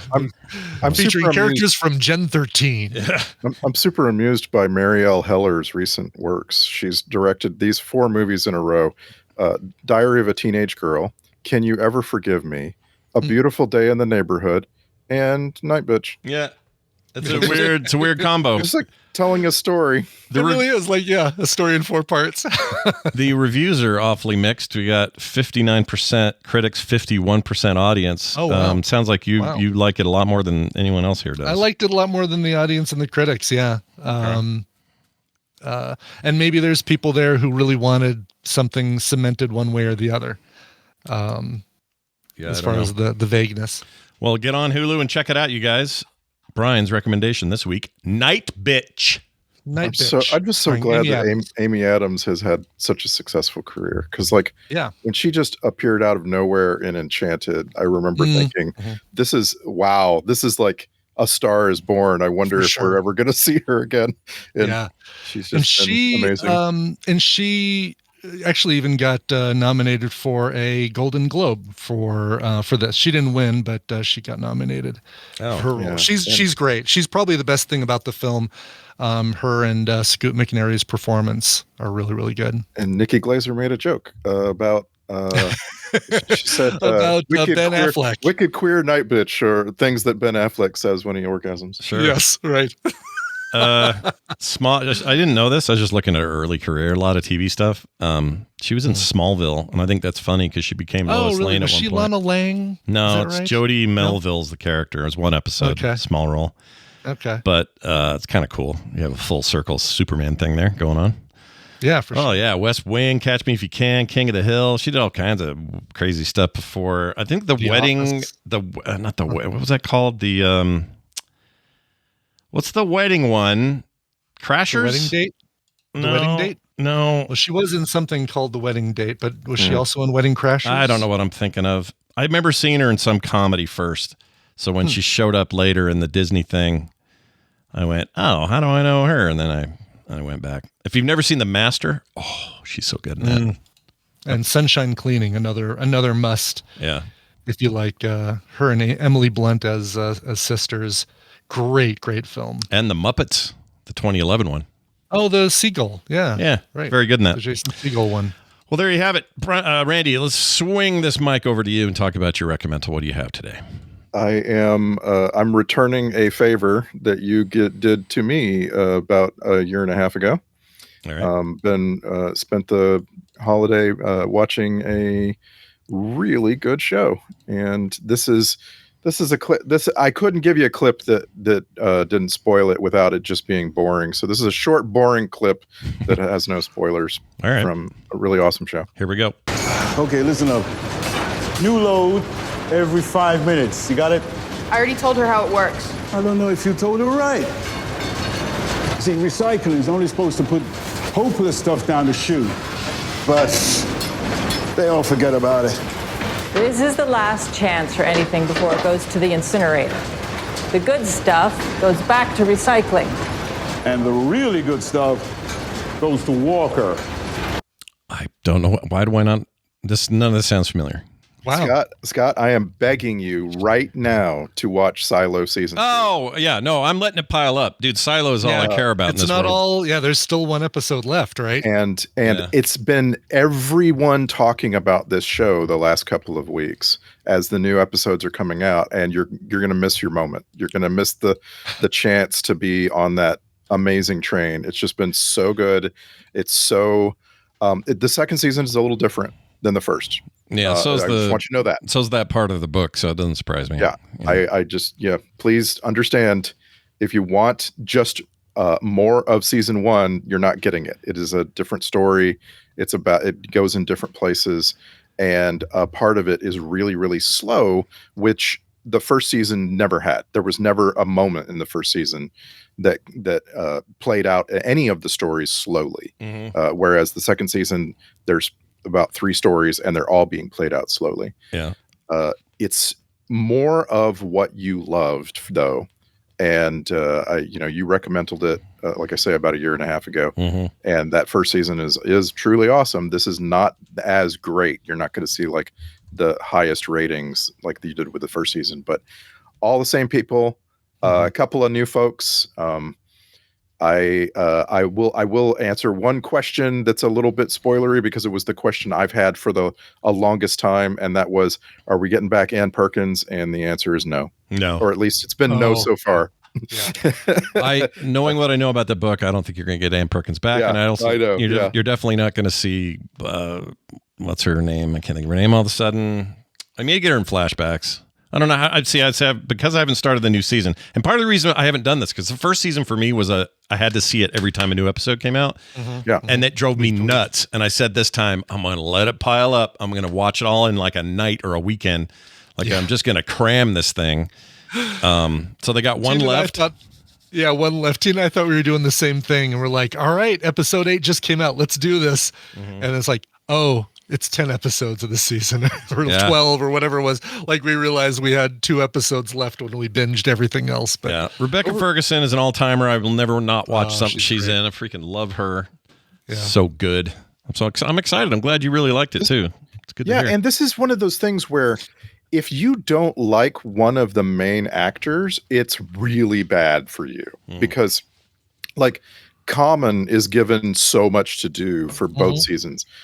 Tim Robbins, and I think I don't know how you couldn't like Tim Robbins, but if you don't, like, this is Tim Robbins as shit, man. He is. Well, if you don't like Tim Robbins, you might be Susan Sarandon. Yeah, right. Yeah, I guess. But he is so deeply Tim Robbins in this series. Yeah. But over my Christmas holiday, I had the experience once again for the umpteenth time of trying to get 5 people to all watch something together and enjoy it. And there were a lot of vetoes. Like this year, we just had a ton of folks saying, I don't really want to watch that. All 5 of us watched Silo season 2 religiously, and like we were sitting around Thursday evening last week when the new one dropped. It was like 7 p.m. Pacific, which was really nice. And it just like, dude, Silo season 2, you have to hurry it and catch up, and let's go. Yeah. It's gonna be everyone is talking. I've heard mostly nothing but good. The only person I've heard who didn't like it is our own Dr. Calhoun in the chat. Does not like it. He doesn't like Common. He's saying that if there was a fan edit that took out everybody but Rebecca Ferguson's storyline, then he'd well, like it a lot more. He said up top, this season has been so bad, so much plotting. Really? Okay. 2 episodes it stretched out into a season. He's not the one recommending. I know, but that's what I'm saying. Is like Dr. Calhoun also ripped on me liking Betty Davis eyes. I think he hated 2/3 of the Muppets. I don't know what's going on with Dr. Calhoun today, but my point was not so much to call him out as I am to say he seems to be the only dissenter. I've heard nothing but glowing things from everybody else. The other performances deserve a shout out, like David Oyelowo as Holston as the sheriff is he continues to just be amazing in season 2. Ooh, Harriet Walter as Martha, the older sort of Obi-Wan, continues just to be awesome, and just all of it. Every person in this show is just punching above their weight class. Season 2 introduces Steve Zahn, although don't get too many hopes for Steve Zahn. He's not got a huge role. I mean, I love him, but I'm not going to get overexcited, but I do like him a lot. I love him. Yeah, loved him in Out of Sight. It's just one of those shows where like it couldn't the second season couldn't have been bad, right? Like that's how you feel about Severance. It doesn't really matter if they rest on their laurels a little bit. The second season of Severance is something you've got to watch. Yeah. And I'm saying Silo's season 2 is plenty good enough for you to start watching it right now and catch up and enjoy everybody talking about it. This is a Graham Yost joint. It's important to note that I think he is probably one of the most accomplished showrunners on the planet. He's got things like this under his belt. He's also executive producer of Slow Horses on Apple TV, Justified, The Americans, Sneaky Pete. Like the guy has no tankers. The Pacific, for shit's sakes. John Adams, that HBO thing is so good. He wrote Speed. The movie, as a writer, he is all over Film Sack. Like we have sacked, I think, all of his movies that he wrote at this point. Yeah, he's awesome. It's which is kind of funny. Like Speed, Broken Arrow, Hard Rain. Have we sacked Firestorm? No, but we could. Okay. We should. All right. We should want to. We should want to do that. We did Mission to Mars, didn't we? Did we do Mission to Mars 2000? I don't know if we did that or Red Planet. I think we did one of the two. I don't remember which one. Whichever one had Gary Sinise in it. I thought we did. Anyway, that's not a good movie, but he wrote that. And the other thing I just want to say about Silo, the music is so good. Like the music in the season 1 was real good. Music in season 2 is really, really good. So like listen for that. It's just awesome, guys. Yeah, agreed. Silo's awesome. Do not kid yourself unless you're Dr. Calhoun. Then you can kid yourself all you want. All right, here's mine. Here's my clip. It is a horror movie. I've been holding it for a while because we've had so many Wednesdays off. So it might seem a little weird time to do this, but this thing impressed the hell out of me, and I'll play the clip. Joshua, grab her a water. I'm fine. I want you to have someone around to help out with things again. Have you talked to Gemma about coming on tour? Gemma is not going to want to hear from me, Mom. Have you reached out? No, not exactly. She's your best friend. I'm sure she'd be willing to forgive whatever it was that happened between the two of you. You're a completely different person than you were a year ago. Can you please just leave it alone? All I'm saying is real friends are hard to come by. And it was really good for you when Gemma was around. I'd be more than happy to help out with any personal stuff Sky might need. All right. I did a fairly innocuous clip because I didn't want to do too much where it's getting scary or weird. But this is Smile 2. I recommended Smile 1 on this very show back when it came out. And I thought at the time Smile 1 was really good, a very inventive, different horror movie that was very effective. And I also felt like I hope they don't do a sequel because there's no way they can match this. It's just one of those franchises where once you get it and you move on. And when I heard they were doing a sequel, I actually got nervous. I was like, oh, I don't know, man. Same creator, same writer. So I'm like, all right, we'll give it a shot.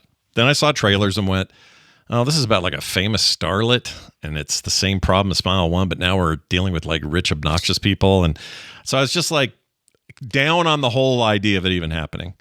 It comes out, it comes home, Paramount or something. No, MGM Plus where I saw it. And man, Smile 2 is awesome. It's an incredible follow-up to the first movie. They outdid themselves, and part of it rests on the shoulders of Naomi Scott, who is in this and is incredible in this. She's a British actress that you probably all know from things like the Aladdin movie. She was Jasmine. She was Kimberly, the Pink Ranger on Power Rangers movie.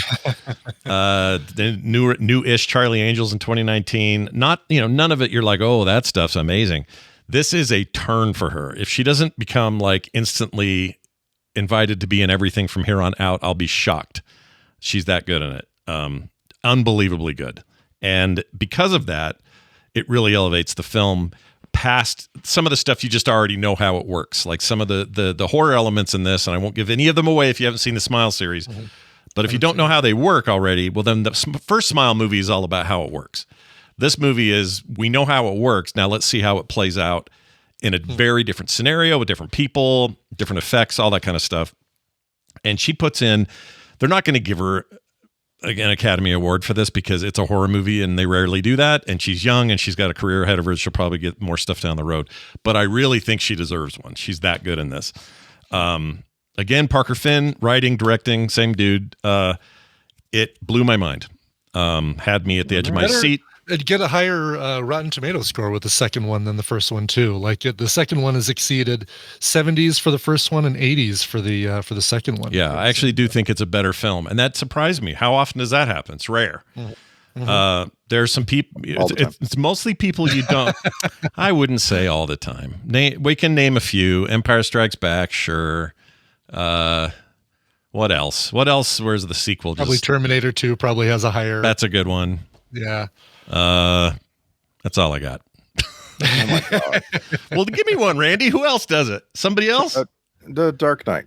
Oh, sure. Godfather 2. That's just Godfather 2's. I think they're both. I would say Godfather and Godfather 2 both have to be in the 90s, and if they're not, then something's definitely wrong. Yeah, I'm just saying it's an outlier. It's not. It's most of the time you're like, oh, it's okay. Not as good as the first. That's almost 90% of what you hear out there. This better is rated though. Alien's better rated than Alien 1. Wrath of Khan better rated than Star Trek 1. Well, that's a good one. Yeah, that one totally does wipe out the first one. I agree they exist. I just think it's the norm to get disappointed. And this did not Spider-Man disappoint. 2, Born Supremacy, Toy Story 2. No, I get and agree with your point. See, that's the best part about this. I think it happens a lot. I don't know if it happens all the time. Yeah, that's all I'm saying. There's we could be pointing to a lot of Speed 2 bad examples of where the second movie is worse. Of course, that's why you had the original thought, because there are plenty of examples. Yeah. Just doesn't. I'm just saying, if you could quantify both groups, I'll bet the group where we're disappointed is larger. That's all I'm saying. Anyway, the point is this movie's great and people should see it. You're not going to really recognize most people in it. The most famous person in this is Drew Barrymore playing the talk show host Drew Barrymore. Oh, really? And I usually hate that in movies because it feels contrived and forced and all that. It works really well here for what it's supposed to do. This movie, I was so worried it would get trapped up in that whole, like, we're going to show this starlit music world and this very famous, I'm trying to think of who you compare it to, like Taylor Swift levels of popularity. That's just going to feel hollow and not accurate or whatever. And it turns out it doesn't matter. In the right hands, the right writing, you can make this stuff intense and crazy, and they do a really, really good job. So see it for Naomi Scott alone. And if you're a horror fan, I think you're going to really dig it. It's Smile 2, and it is available currently on MGM Plus. I want to say it's also on Hulu, but I could be wrong about this. I thought I saw it, but I don't. I saw it Paramount Plus and MGM Plus. But if you do Amazon Prime, you can do the 7-day trial of MGM Plus through that. That's what it is. Oh yeah, and I get Paramount through that already, so that's why I was thinking I was already over there. Yeah. Anyway, worth your time. You like horror movies? Go check it out. Smile 2 available now. I also go back and forth on that. If we're not making fun of successful and rich people, like sometimes I'm like, oh, this is just about a successful rich person. I'm just not that interested. And then sometimes I'm like, This is so very interesting. I don't know. I go back and forth. No, I feel you. I think you'd like this for that reason, because it does a really good job of reminding you constantly that the people we elevate to celebrity status are just people, and you forget sometimes. And people get worshipy and weird, and there's a parasocial message about this thing. They decide to go places instead of just be superficial about it. And I really appreciated that. The example I would give, this is a weird example, so forgive me, but remember those Oh God movies? Oh, yeah. The first one was just like, wasn't the deal. He's just like a normal guy. Right. It was Ted Wass, and he takes him from rags to riches and then back down. Yeah. And you always felt like the riches part didn't quite have it right. Like it just felt right. Not even real. It was like, here's what we think Rick Springfield's life is like. And, yeah, we're gonna shoehorn Ted Wass into that setup. Exactly. Yeah. Finally, somebody giving that guy his due. Finally, some love to Rick Springfield. Yeah. Yeah. So I really thought this would be that, and it's not. And the other, what does help is Naomi Scott is a accomplished singer and dancer and all these other things too. So when they have her doing some of the stuff in there that is all about being a big, huge pop star, she's actually doing it. And that adds a lot of credence to it. So anyway, I liked it a lot. This is not a movie for everyone. It is scary and bloody and moments of real horror. But I think expertly done. And if you're a horror fan, you might enjoy it. Right. Thomas Chambers. Yes. John Denver. That's right. Was in the first one. Rick Springfield, Ted Wass was that was the problem with the second one. Oh, right. That's the better example because it's the second one. Exactly. Yes, exactly. Yeah. And that's where you go, oh, shit, you guys have this wrong. And I thought I was in for that here, and I wasn't. It was great. Yeah, cool. Check it out. All this stuff will be up on quicktms.li, which means you can find out what we talked about real easy and link off to it and watch it for yourselves. Randy, anything else you got going on? What's going on with FilmSack this weekend? We got plans, don't we? What are we doing? Yes, we're going to watch something. Yeah, it's a movie. Let's see. It's a movie that is called Unforgiven. Right. Oh, right. I'm excited. Yeah, a good Western. Yeah, maybe we might think it's a good Western. I think it. I can't speak for all of us. You never know. I see it once every couple of years or so. I saw it maybe 2023. That movie rules. I'm so excited to see it again. It's so good. Get your Gene Hackman and your Clint Eastwood and your whatnots. It's going to be great. Clint Eastwood has become the oldest director filmmaker to ever have a hit. And it's kind of impressive. He's also seems to be having a moment with Juror Number 2. It's reviewing really well. So that's what I'm talking about. Yeah, excited about that. The guy is just I don't know. It's very, very strange. Clint Eastwood's career being as long as it's been. Remember when he talked to a chair? We all thought that was the ultimate in crazy. Basically, we thought, it sure was nice having Clint Eastwood. Yeah, up to that point maybe, but I'll take that back anytime now. It'd be great. Bring him back. Get him on stage. Please don't remind me of his political beliefs between now and FilmSack. Yeah, I have a feeling, though, they're not quite as extreme as those who have taken the chair away from him, if you know what I'm saying. Do you know what I'm saying? He's almost... yeah, I could say things, but I won't. I will say this, though. Randy, I want you to have a great week, and I'll see you on this weekend for our movie. Hey, Brian, we're done. Yes, sir. Yeah, we are. We did a show. That's right, everybody. What you heard just now was a show, and that means we have to close things out. Trying to find the right tab. Here we go. Okay. There is, normally I'm on DTNS today, but there is no DTNS for me. It is just those guys on the floor out there in Vegas. So do check it out, though. Make sure you watch it. I think it's awesome. I really like Rob Dunwood. He's a dude that's been working with Tom for a while. A great podcaster in his own right. Got to work with him a few times. He is there in Vegas with him, and he is one of my favorite voices in tech. So if you haven't been listening to those guys, go check him out. frogpants.com/TMS for everything you might need to do, including make song requests. Speaking of which, Brian has one right now. That's right. Yeah. Thanks. I asked for a song request. You guys stepped up and gave me enough for about a week. So keep those mid and late January requests coming in. We do need some for the last couple weeks of the month, but we do have enough for this week and early part of next. And we're going to start off with this one from Dean.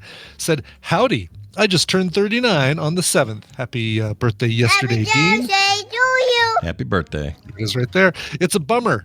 You know what isn't a bummer? The Doobie Brothers. How about a cover of one of their songs? Thanks. Signed, Dean. Nice. Sure. Let's go right to the song that, according to the movie, launched yacht rock. Or no, I'm sorry, is the ultimate yacht rock song from which all other yacht rock songs are measured. It's a song called "What a Fool Believes." This is a really cool version that came out last year. I'm sorry, 2 years ago. I forget that it's 2025 now.